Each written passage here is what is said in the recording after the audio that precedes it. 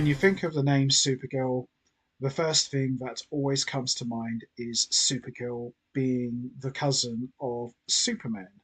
And with Millie Alcock already cast in the role of Supergirl, and she is set to have her own movie in the lead, which is going to be released in June 2026, there is a high chance, going by the trailers, that Millie Alcock could end up delivering the performance for the ages.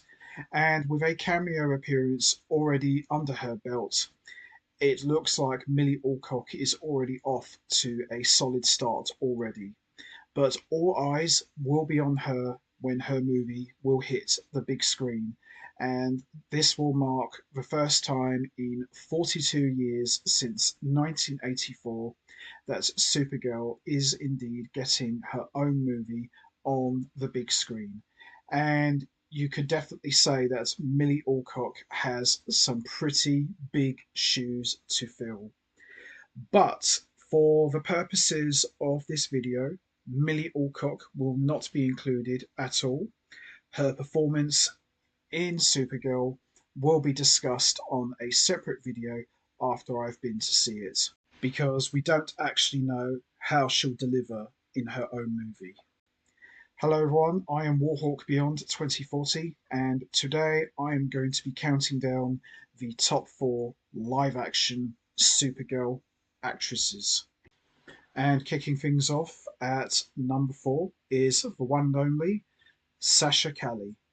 Now, when they announced that Sasha Calle was going to be cast as Supergirl for the Flash DCEU movie, I'm not going to lie, I wasn't really sold on her appearance. I mean, don't get me wrong, she's very attractive, but when I think of Supergirl, I think of blue eyes, long blonde flowing hair, the red skirt, and the red boots, and the cape. Yeah, her appearance didn't scream any of that. But Sasha Calle, to her credit, considering that she was the least known in the entire cast, she was pretty much an unknown. I thought Sasha Calle delivered a surprisingly excellent performance as Supergirl. She didn't try to copy what had been done already. She came in with her own take, which was borderlining on unhinged and very aggressive, and at times having a short fuse, which you can imagine if you've been locked up in a laboratory for all your life after crashing on Earth.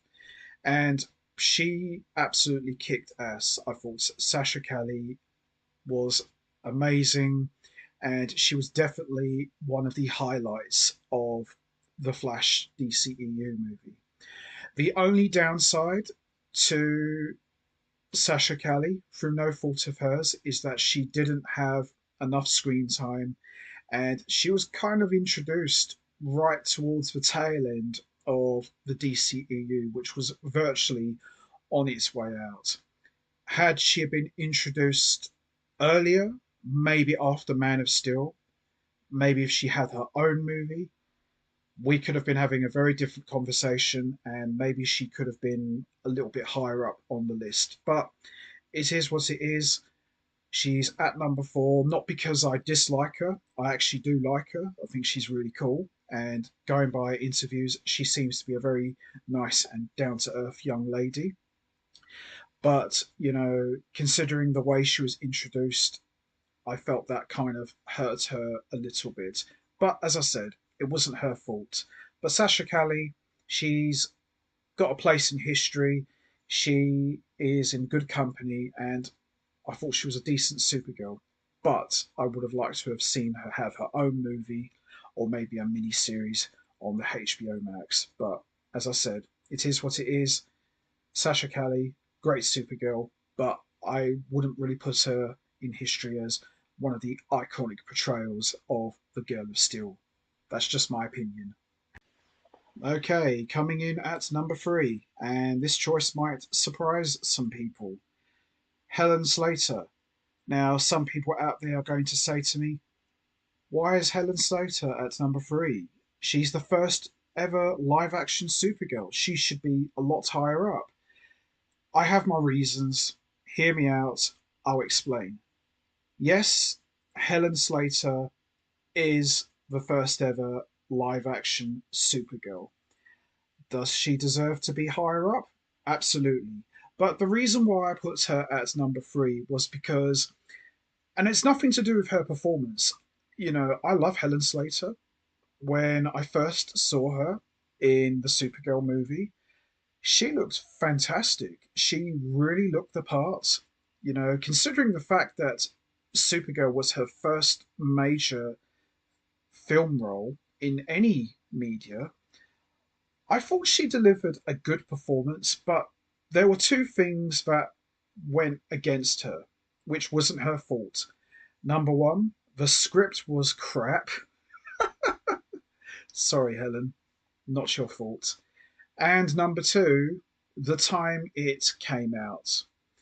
Now, Supergirl came out in 1984, which was just a year after Superman 3, which didn't really do that well, which wasn't Christopher Reeve's fault. I thought he delivered probably the performance of his whole career as Superman. The Super franchise kind of left a bit of a bad taste in people's mouth, and people weren't happy with the way Superman 3 went, and they decided to go in a different direction, and they went with Supergirl. And as I said, Helen Slater really looked the part. She looked awesome, very attractive, but the script did her no favors whatsoever. And I felt that if this movie had been under the direction of Richard Donner, holy cow, we would be having a very, very different conversation. But she delivered a great performance. She looked great, very attractive, and she was everything you wanted in Supergirl: kind, caring, warm, friendly, all of that stuff. Very hopeful, maybe a little bit on the naive side because Supergirl only wants to see the best in everyone, and sometimes her kindness can be her downfall. But I thought she killed it. I thought she absolutely nailed it. But as I said, the script and the time it came out did hurt her a bit. But Helen Slater can say that she is the first ever live action Supergirl. Now, had she had gotten a sequel, maybe with better material and a stronger script, then she could have been right up there with, Christopher Reeve. I loved the costume. Out of all of the Supergirl costumes we've had in live action, Helen Slater's was by far the most comic book accurate of all. It's just a shame that the script and the plot didn't really help her at all. But I don't like to do it. She's at number three, but that's not because I don't like her. I adore Helen Slater, and she actually got the last laugh. She actually went on to do quite well, and she's got her place in DC media history. She ended up voicing Talia al Ghul in Batman the Animated Series, which I had no idea it was her. And then many years later, she played Lara in Smallville, which was a really cool nod, I thought. And then years after, she played Supergirl's adopted mother in the CW show. So, in a way, although her first movie didn't do that great for her, she still went on to have a great career and a great place in DC media history. But she is the first one, and sadly, she is at number three. Love you, Helen, but I'm just going by what I remember, and I remember Supergirl movie wasn't that great. Performance wise, great. Script and story, not so great. But what can you do? Okay, coming in at number two is the one and only, the lovely and talented Laura Vandervoort. Now, when they announced that Smallville was going to be introducing Kara Zor-El in season seven, and she was going to be played by Laura Vandervoort, I was quite curious and very skeptical because, first of all, when Kara arrived on Earth, Clark was already grown up, he had become Superman and established himself as Earth's greatest protector. So I was very curious to see how they were going to incorporate Kara's origin and tie it to Clark, because by season seven, Clark was already starting to embrace his destiny in becoming the hero that we all know he'll go on to become. And obviously, with Smallville, they've kind of put their own spin on the whole Superman mythos and things like that. So I knew going in that, okay, Kara's origin is not going to be the one I know from the comics and the cartoons. And I saw Laura Vandervoort's picture and I thought, she looks really good. She looks really hot, actually. But can she deliver? And I loved season seven of Smallville. It was fantastic. And a lot of that was because of Laura Vandervoort's performance as Kara. Now, unlike Helen Slater and Sasha Calle's performances as Supergirl, when we first meet Kara in Smallville season seven, at first she comes across as another rogue Kryptonian because by this point, all of the Kryptonians Clark has met, they have always turned out to be villains. So he thought that maybe Kara had escaped from the Phantom Zone and was maybe going around causing trouble. But it turned out to be quite the opposite because although Laura Vandervoort brought a very aggressive approach to the character, I thought it worked really well because Kara in Smallville, she's very distrustful of people. She's very skeptical about the way people act, whereas Clark always wants to see the good in people.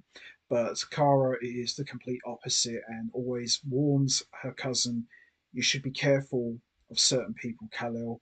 You may have been living here your whole life and raised by them, but there's still bad people out there who want to hurt us. So please, just be careful. And of course, Clark is very protective of his cousin, and he does share that same view as she does. But at the same time, he still wants his cousin to keep her identity a secret and keep her powers hidden. And, you know, Laura Vandervoort appeared in all of season seven. She appeared in one episode in season eight, and she appeared in a couple of episodes of season 10. And she was fantastic. I thought she was an excellent Supergirl. And bear in mind that Laura Vandervoort was the first live action Supergirl to appear on TV. And of course, she was the first live action Supergirl that we had since Helen Slater back in 1984. But a very different Supergirl. She was great, just like Helen Slater. She looked the part and she was absolutely awesome. And the only downside to Laura Vandervoort's Supergirl, through no fault of hers, was I just wished we got more of her. We did get a lot of her in season seven, but I just wished that we got more of her, because I do believe if they had kept her on as a regular on the show, she probably would have been even higher up in the list. She probably would have gone on to become, her own definitive Supergirl, which she is, but I just think that she doesn't really get talked about enough, which is a shame, really, because I really liked her a lot. I thought she was absolutely brilliant and not bad on the eyes either. She was the whole package. She can act and she looked great, and she was quite funny as well. Although not trying to be funny, ha ha, but there were some couple of comedic moments which were quite hilarious. But I really liked her, and I wished that she had a much bigger role in the final season. Maybe she could have appeared in the final episode just long enough to see her cousin take to the skies and become Superman. But aside from all that, she was awesome, and she's got her place in DC history because she would come back years later in the Supergirl CW series as Indigo, who was a female equivalent of Brainiac, and she was awesome as a villain. And the only thing I would have loved to have seen from Laura Vandervoort, I wished we got an episode in Smallville of Kara on Red K. I would have loved to have seen how Laura Vandervoort, how she would have performed as Kara on Red K. I think that would have been epic.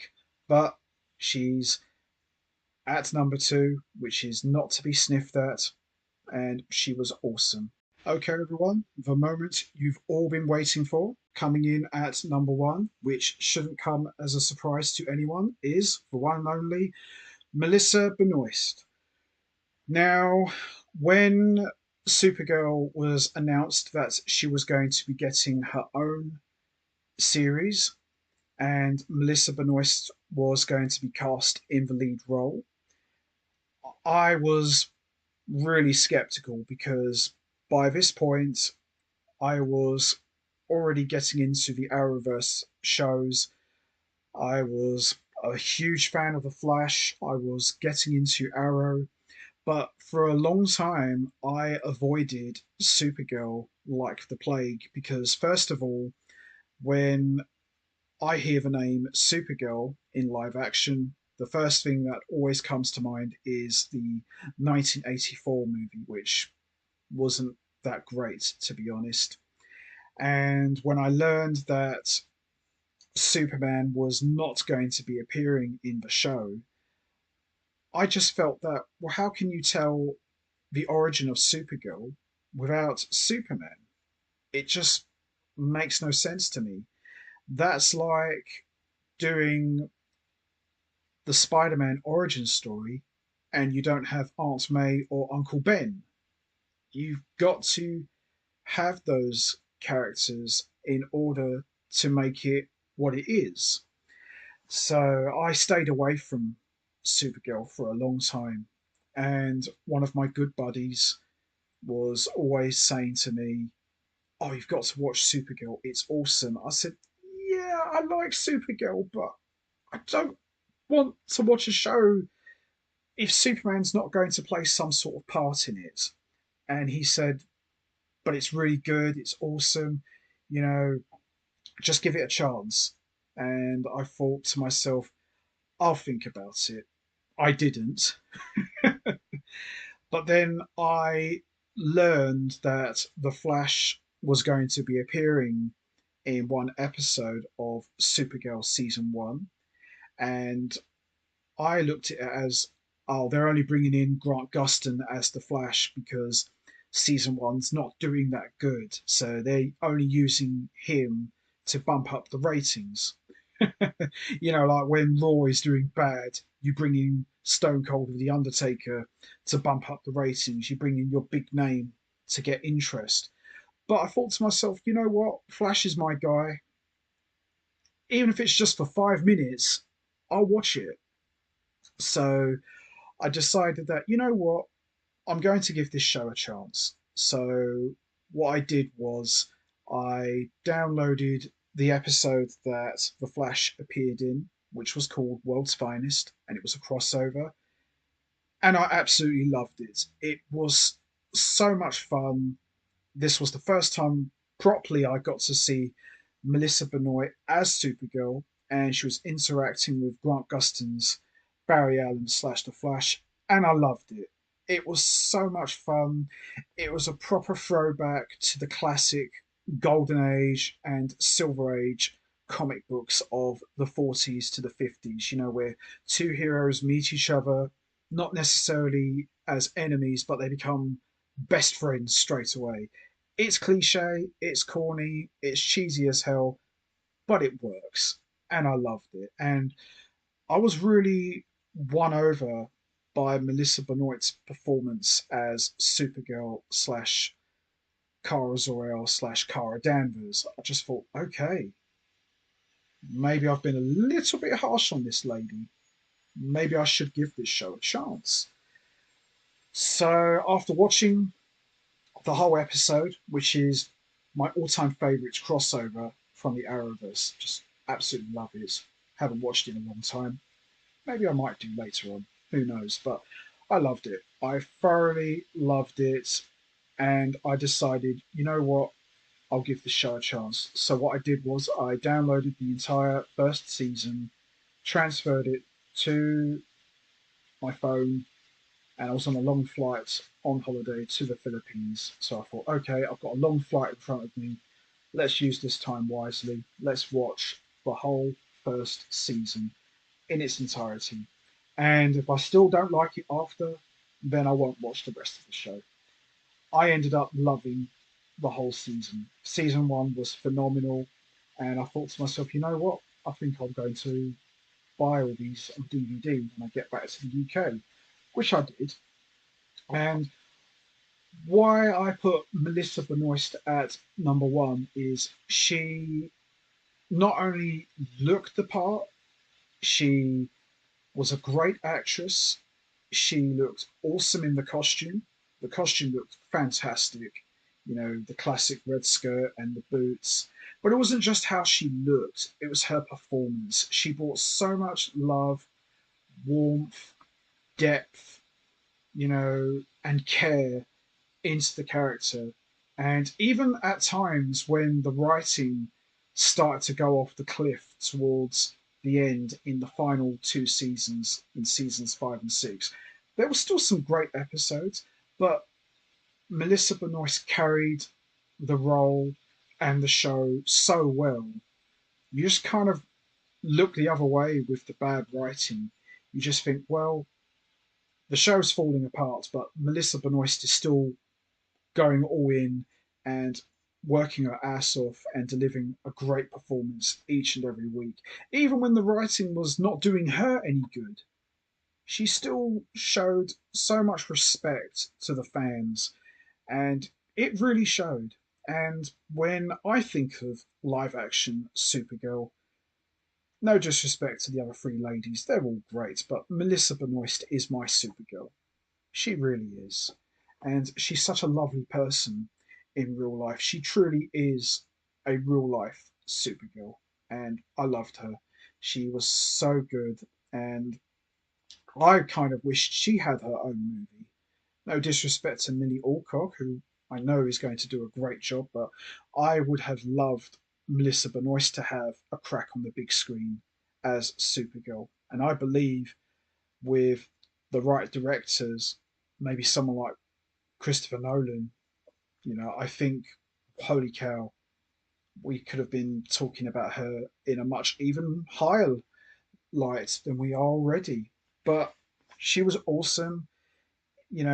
She interacted so well with Stephen Amell and Grant Gustin and Tyler Hoechlin. She just really brought out the best in everyone as Supergirl. And, when you saw her getting hurt or beaten down, you cared for her. And that's what you do with a character like that. Because if the actress doesn't care and the writing's bad, why should you care? But Melissa Benoist is, for me, number one best live action Supergirl of all time. She's such a sweetheart, and I adore her. And I've said this to lots of people in the community pages. I absolutely adore Melissa Benoist. She's very attractive, but I don't look at her as, oh yeah, she's really attractive. I look at her and say, that's Supergirl. That is the Girl of Steel right there. And to me, she is the definitive live action Supergirl. A tough act to follow, but I'm confident Millie Alcock is going to nail it. Will she top Melissa Benoist? Hard to say. Will she top Helen Slater? Not to be horrible to Helen Slater, probably yes. But Melissa Benoist, no. I don't think that can be done. But there's a first time for everything. But there you have it. Melissa Benoist is number one as the best live action Supergirl actress of all time. She is incredible and highly versatile as well. We got to see her play, you know, a different version of Supergirl, like the Overgirl Nazi version, the Red Daughter, who was the clone of Supergirl. We got to see Supergirl play Supergirl on Red K. Now, there's a first. Melissa Benoist historically is the only actress to play Kara on Red K. Eat that, Smallville. But she's a very versatile and talented actress, and I loved her performance in Supergirl, even when the show was going off the cliff. But she was just excellent. So she is my number one, and as I said, I absolutely adore her. And as I said at the beginning, Millie Alcock has some very big shoes to fill, as she has to follow four actresses who have all come in and delivered their own take on the Girl of Steel. And Millie Alcock joins an elite group of very lovely and talented actresses who have all done a great job in delivering their own take on Supergirl. Some are better than others, I admit, but you know, Millie Alcock, all eyes are going to be on her. You know, she's already got a cameo under her belt and she's off to a good solid start. And I think she's going to deliver a fantastic performance, and I think she's going to do a great job as Supergirl. And, you know, as I said before, this is the first Supergirl movie we have had on the big screen in 42 years, since 1984. So it's a very big deal, but I am 100% confident that Millie Alcock will come through and really do an outstanding job. I loved her in Game of Thrones, so I know what she's all about, and I think she's going to be just fine as Supergirl, in my opinion. So that's going to be it from me. I am going to wrap this up now. Who's your favourite live action Supergirl actress? Is it Helen Slater, Laura Vandervoort, Melissa Benoist, or Sasha Cali?